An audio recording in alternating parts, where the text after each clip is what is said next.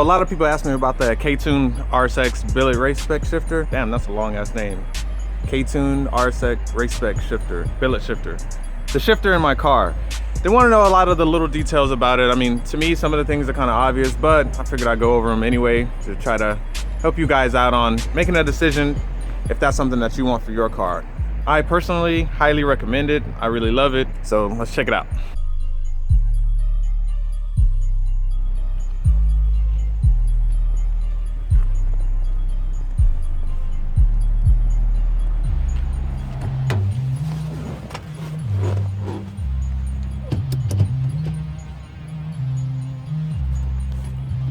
One major question I get asked a lot about is the 5th gear lockout. It's actually pretty simple in function.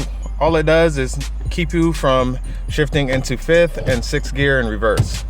It's easy to work. All you do is slide this over, drop it down, and that stops you from shifting over to 5th, 6th, and reverse. No matter how hard you go right, it won't go over. I recommend it, but honestly, it's not necessary for everyone. I mean, the factory shifter with a few upgrades to it works really well. But if you want something that's you're not really going to destroy, you like the look and the feel of this, a little more solid feel for those hard shifts, for the people who like to shift like that, I mean, I think this is the way to go. It works really, really good. I haven't had any problem with it. I've had this thing for 4 years now. Like, it's awesome. Another question I got asked was, what are some of the pros and cons of this thing? Oh, Heychildstar, you like K-Tune, there can't be any cons. It is pretty big. Functionality wise, it does what it's supposed to do, and it keeps on doing it without a problem. So it is really good, but that's one thing you have to consider, like fitting it into your car like a swap chassis, or even an RSX if you're using the Race-Spec or something like that.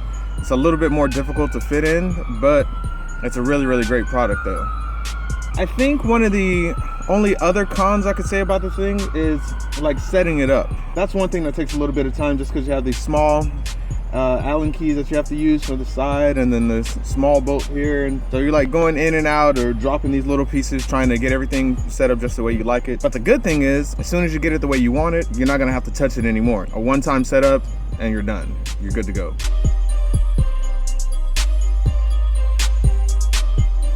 One thing to consider about the shifting feel with this, if you ever run across a point where you feel like the shifter's getting a little bit sloppy, you're going and it's kind of soft going left to right, underneath the base plate of this thing, there's 2 little screws that you can tighten to really tighten the shifter up. I mean, you can tighten it up super tight if you want it. This side shifter arm, the return to center has always remained strong with this thing. Now I have those M-Tech race springs in mine, so my return to center is like super strong now. Like barely tapping it always goes back center, because you don't really have to guide it to 3rd or 4th or center. You know, just barely touch it, it shoots back to center every time. So it makes shifting super easy.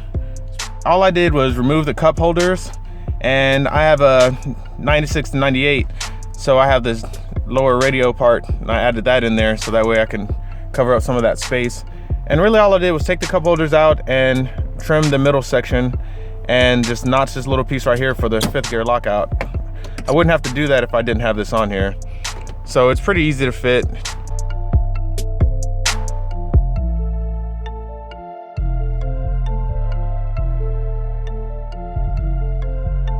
The RSX billet shifter is not a comparison for the basic no cut or swap shifters that are out there on the market. Those other shifters, they're just a basic shifter, just something to get you going. It's not really built the same way. All the best shifters on the market are based off the RSX original design.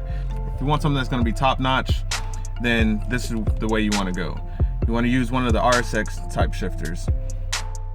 Compared to stock RSX, this thing is night and day. It's so much better. You don't realize how flimsy the factory RSX box is until you feel a shifter like this. Even the racers that are out there that use the factory RSX shifter box, they still upgrade their sidearm and things like that to make their shifter box feel much better. That should let you know how solid this thing is, because if the factory box was just perfect, they wouldn't even bother upgrading at all.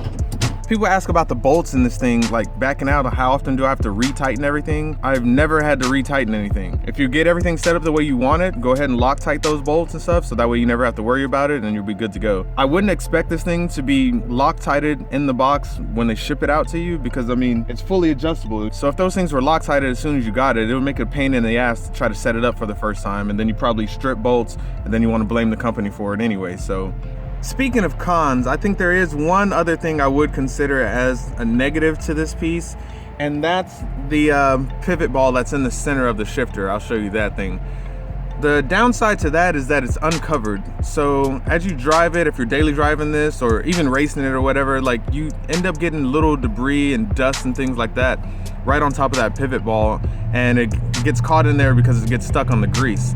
And it's not really a pain to clean, but it's one of those little annoyances. I mean, you can't expect it to be flawless and stay perfectly clean all year long, but that is a little bit annoying when you have to go in there and clean that thing off. And me personally, I really don't clean this thing very often. I mean, I polished it up, as you can see, but I don't clean it that often. I've taken it out maybe once every few months, maybe 4 or 5 months, and then I polish it up again and it's good to go.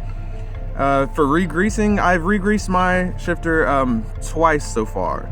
So 2 times in 4 years, and it's daily driver. I think that's pretty good. In my opinion, if you have the money for that RSX billet shifter from K-Tune, I suggest that you get it. I definitely recommend it. And if you don't have the money for it, you can't really afford it, I think you should just save up until you can afford it, because that's how much I think it's worth it.